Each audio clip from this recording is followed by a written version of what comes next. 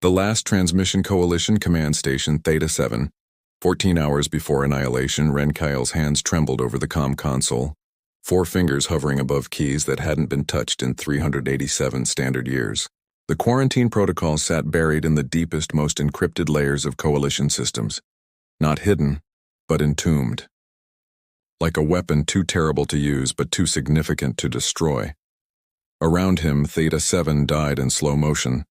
Warning klaxons had given way to emergency lighting. Half the diplomatic staff lay dead in the atrium where the Dominion's opening salvo had torn through the shields. The rest huddled in shelters that would buy them maybe 6 more hours. Beyond the reinforced windows, 3 more coalition worlds burned, atmospheric fires visible even from orbit, like funeral pyres for entire civilizations. "You can't be serious," Liara Ven whispered beside him. The Centauri security chief had lost her left antenna in the first attack. Blue blood still matted her silver hair. "The humans?" "Ren, the humans? I'm out of non-serious options. They're quarantined, permanently. Do you understand what Class 12 means?" Her voice cracked. "There are only 3 classifications higher, and 2 of them are extinct because they destroyed their own solar systems." Ren pulled up the file.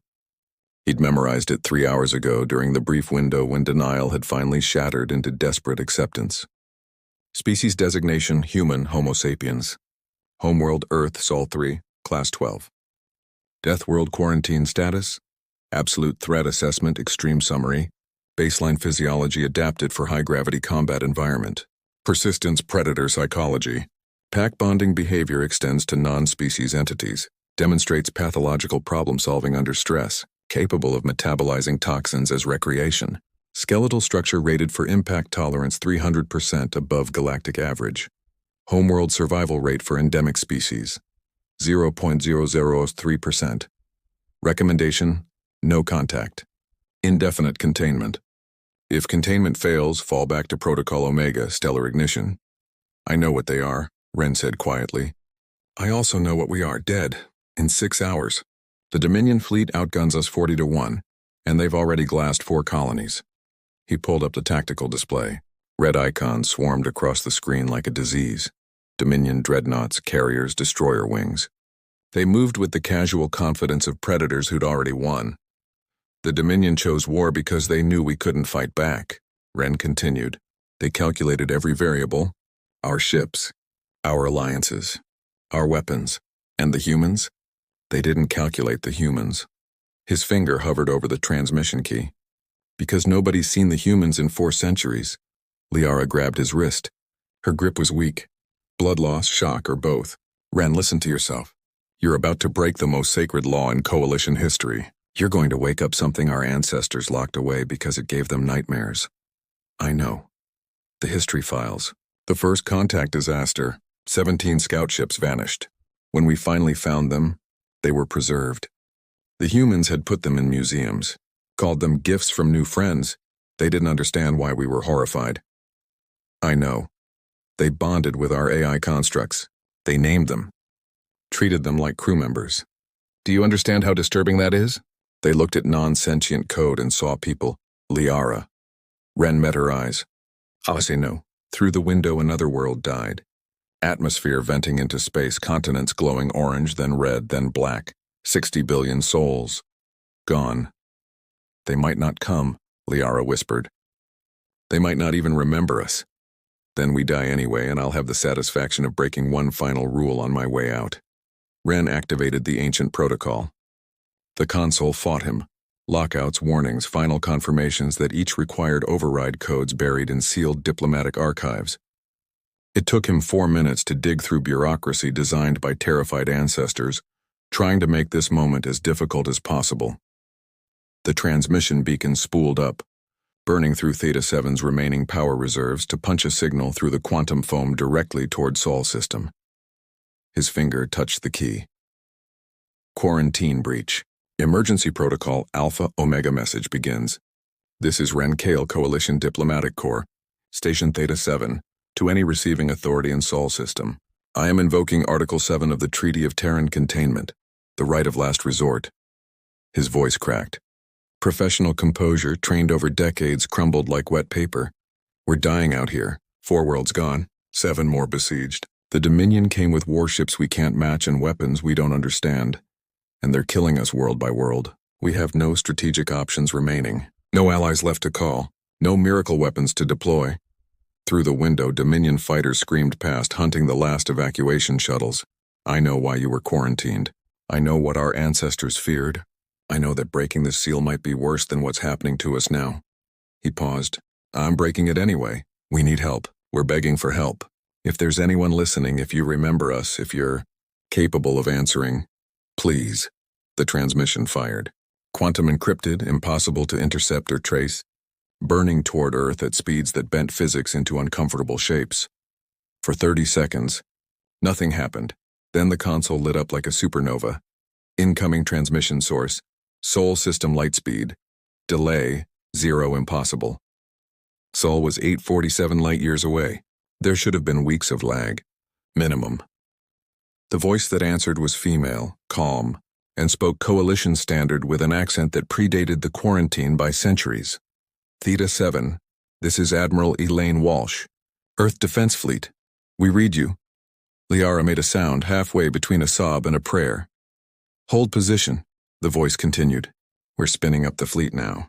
Estimate arrival your position in 14 hours. 14. Wren's brain stuttered. Admiral, that's... The distance alone requires... We know what it requires. Something in that voice, not cruelty, but the absolute certainty of someone who'd done the math and decided physics was negotiable. Tell your people to get clear of the combat zone. Things are about to get loud. How do we... Wren Kale. The Admiral's voice softened. We heard you. All of you. Every distress call, every colony going dark, every plea that went unanswered. A pause. We've been listening to you die for 3 days and we couldn't act until someone actually asked. Your rules, Wren breathed. The quarantine, your rules, Walsh agreed. You locked us in. We respected that. But you just opened the door. The transmission cut. Liara stared at him, her remaining antenna rigid with shock. They're coming. They're coming. In 14 hours. Across 847 light-years. Apparently, that's not possible. Wren laughed, high, hysterical, edged with something that might have been hope or terror. We just called the monsters, Liara. I think we're past possible. Above them, through the shattered dome, the stars began to move. Not metaphorically. The actual stars. Shifting. Bending. Reality hiccuped. And somewhere very far away, the Deathworlders woke up. 14 hours Earth Defense Fleet Headquarters. Sol System. 13 hours, 47 minutes. Until arrival, Admiral Elaine Walsh stood in the command center that humanity had spent 4 centuries building in secret. Not hidden. The Coalition's long-range sensors could probably detect it if they looked. But they'd stopped looking at Sol System generations ago. The quarantine worked both ways. They feared what humanity might do, so they simply pretended Earth didn't exist. That was their first mistake. Status, Walsh said, her voice cutting through controlled chaos. Commander Marcus Chen looked up from the tactical display, his augmented eyes glowing faintly blue in the dimmed lighting, all 73 vessels responding. The Indomitable, Revenant, and Consequence are already through the translation gate. Carrier Group Hammer is staging now. The Alcubierre drives? Stable. Engineering reports we can maintain 847C for the full burn. He paused. Admiral, they're going to notice the gravitational wake. We'll be pulling space-time like taffy across half the sector. Let them notice. Walsh pulled up the tactical map. Coalition space sprawled before her, lit with red icons marking Dominion fleet positions. 4 worlds already dark. 7 more hours from falling. We've been quiet long enough. She zoomed in on Theta 7. The station was a dying ember, shields at 12%, life support failing. Around it, evacuation shuttles scattered like frightened birds while Dominion fighters picked them off methodically. Walsh had watched the massacre for 3 days, listened to the distress calls. The Coalition's outdated encryption might as well have been shouting. Humanity had cracked their codes within hours of the quarantine. Had been listening to galactic chatter for centuries. Invisible observers cataloging every technological advance, every political shift, every moment of the vast, turning galaxy that had locked them away like a shameful secret. Ma'am? Chen's voice dropped. Are we sure about this? Once we cross that quarantine line, there's no going back. The Coalition will know we've been preparing. They'll know we've been surviving, Walsh corrected. And they broke the quarantine, not us. Ren Kale opened that door. He was desperate. Desperation is honest. She met his eyes. How long have we been ready for this, Marcus? Day one, he admitted. The moment they sealed us in, we started planning how to break out. Exactly. Because that's what humans do. She smiled, thin, sharp. They thought they were containing predators. They were actually creating a pressure cooker. The main display flickered, replaced by a face that made several junior officers snap to attention. Fleet Admiral James Okonkwo, Supreme Commander of the Earth Defense Fleet, looked tired. He'd been tired for 40 years, ever since taking command of an entire species military with no enemy to fight and no mission but preparation. Elaine, he said, you're really doing this? They asked for help, sir. They quarantined us, called us monsters, locked us away because our planet was too dangerous. And now they're dying. Walsh's voice hardened. Sir, we built this fleet for a reason. If not this, then what? We sit here for another 4 centuries while entire civilizations burn because they were too proud to ask the scary humans for help? Okonkwo was silent for 5 seconds. 10. Then, rules of engagement? Dominion forces are valid targets. Coalition vessels and civilians are under protection, whether they want it or not. We disable if possible, destroy if necessary. And James, she leaned forward. We show them exactly what Class 12 means. The corner of Okonkwo's mouth twitched. Bring our people home, Admiral. Sir, we don't have people out there. We do now. The transmission cut. Walsh turned to her bridge crew. 27 officers ranging from Chen's augmented human enhancements to Lieutenant Park's pure baseline genetics. Every ethnicity, every background united by one single truth.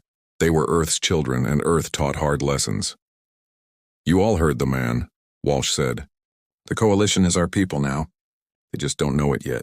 Navigation? Lieutenant Commander Sarah Okafor looked up from her station, fingers dancing across quantum-locked controls that would make Coalition engineers weep. Translation gate is at 99.7% coherence. We punch through in 7 minutes. Weapons? Armed and scary. Commander Rachel Torres grinned. Relativistic kill vehicles locked. Mass drivers hot. And the new toys from Skunkworks are loaded and ready to make physicists cry. Intel? Dominion fleet composition is... Chen paused, scrolling through data. Admiral, they're using energy shields. Directional fields powered by fusion cores. Scattered laughter across the bridge. Energy shields, Walsh repeated. Is in 2425. Coalition tech base is approximately 400 years behind us, Chen confirmed. The Dominion appears to be maybe 50 years ahead of them. They're fighting with technology we consider quaint. Then we'll be polite about it. Walsh settled into her command chair. Helm, take us through. All ships translation formation Delta. When we arrive, I want the Dominion to see us coming from 300 light seconds out. Ma'am. At that range, they'll have 5 minutes of terror before we're in weapons range, Walsh finished. That's the point. Let them understand what's arriving. The translation gate spooled up. Not an Alcubierre drive that bent space, but something stranger. Humanity had looked at the theoretical physics of FTL travel and decided the laws were more like guidelines. The gate didn't move ships faster than light. It convinced reality that the ships were already there. And the universe, confronted with human stubbornness, simply agreed. Gate coherence at 100%, Okafor reported. All vessels ready. Walsh took a breath.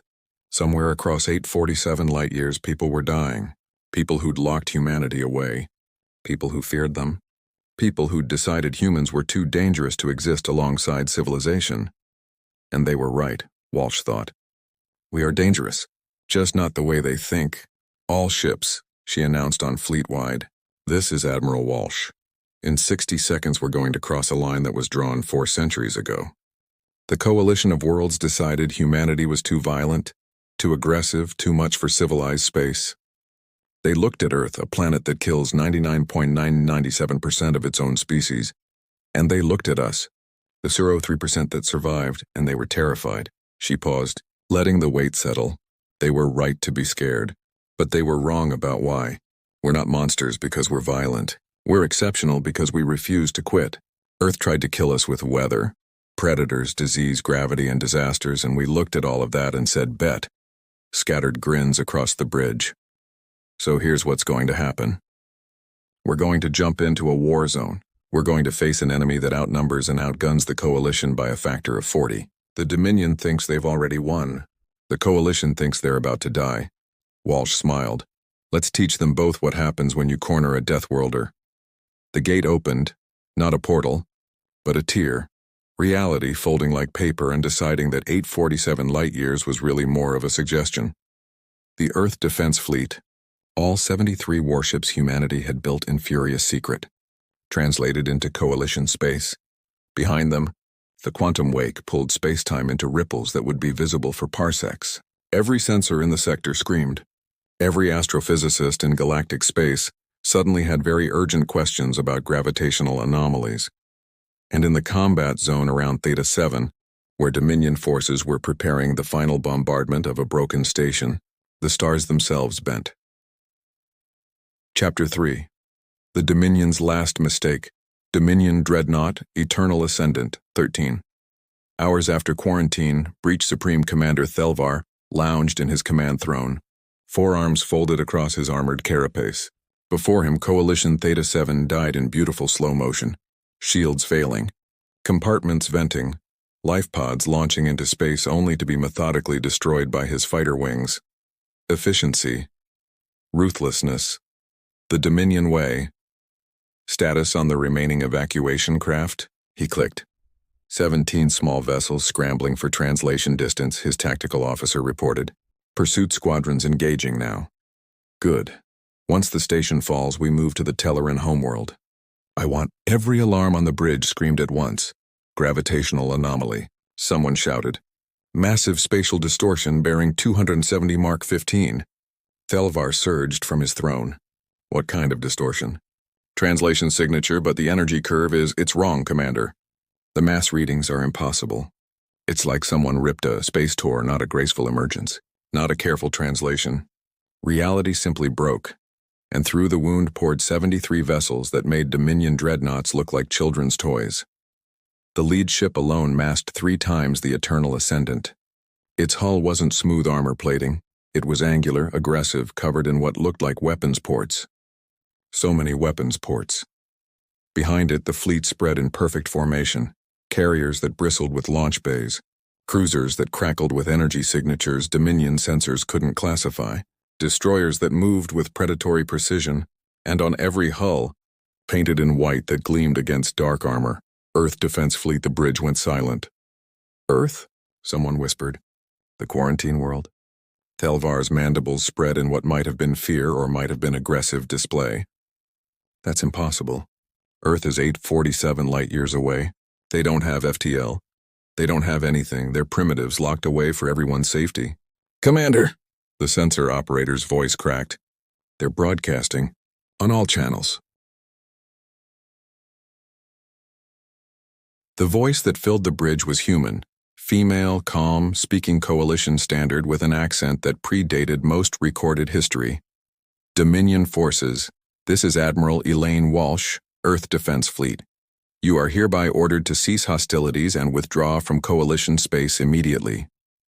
Thelvar's laugh was chemicals and chitin. 1 species, 70 ships against my fleet of 3,000. He opened a channel. Unknown vessels, you are in violation of quarantine protocols. Return to your containment zone immediately or what? The simple question cut through his bluster like a blade. You'll attack? Walsh continued. Commander, I've studied your tactical profile for the last 3 days. I know your fleet composition, your doctrine, your standard engagement patterns. You like overwhelming force. You prefer to bombard from orbit. Minimal risk, maximum terror. You haven't fought a peer engagement in generations. We are fighting primitives. Thelvar spat. The Coalition is barely space-worthy. You're fighting farmers, Walsh agreed. Peaceful species who built civilization without having to conquer their own planets first. You mistook kindness for weakness. And what are you, human? We're what happens when kindness has teeth. The human fleet didn't move. Didn't power weapons. Just hung there, 73 dark shapes against the stars. Waiting. Thelvar cycled through tactical options. The humans had numbers disadvantage. 40-1 odds favored the Dominion. They were far from any support. Their quarantine suggested technological backwardness. Every calculation said he would win. So why did every instinct scream run? Final warning, Walsh said. Withdraw now. This is the only mercy you get. Mercy? Thelvar surged forward. Fire. All batteries. Erase them. 3,000 Dominion warships opened fire. Energy beams lanced across the void. Fusion-powered death that could crack planets. Missile salvos that darkened space. Railgun projectiles moving at 0.3 C. The human fleet moved. Not evasion, not scrambling. Moved, coordinated, precise, like a single organism with 73 bodies. Ships that massed millions of tons shifted, with fighter-craft agility and the Dominion salvo, enough firepower to sterilize a solar system, hit empty space. How did they? Someone started. Then the humans fired back.